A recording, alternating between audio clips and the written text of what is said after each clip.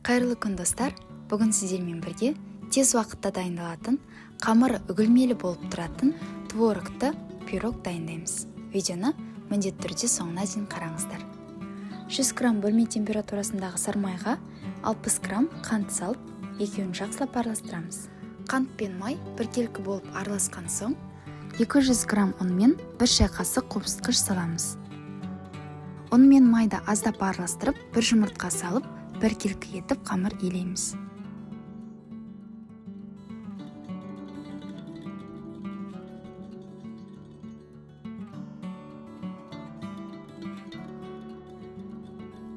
Қамыр дайын болған соң, міндетті түрде пленкаға орап, жарты сағатқа тоңазытқышқа салып қоямыз.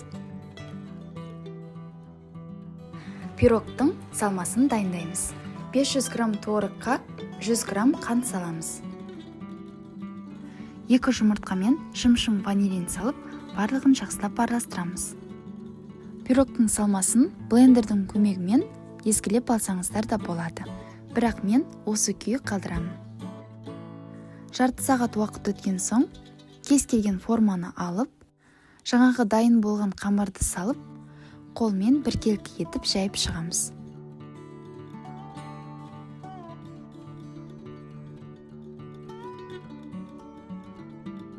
Содан соң, жаңағы дайындап қойған салмамызды саламыз.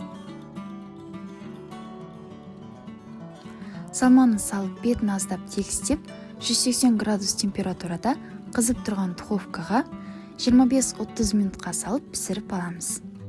Біздің қарапайым, қолжетімді әрі тез дайындалатын пирогымыз да дайын. Бұл пирог бір жасағаннан ақ өте дәмді болып шығады, міндетті түрде дайындап көріңіздер. Рецепт ұнаған болса, лайк басып, достарыңызбен бөлісіп, және де каналға тіркелуді ұмытпаңыздар. Бізбен бірге болғандарыңыз үшін алғысым шексіз. Келесі кездескенше.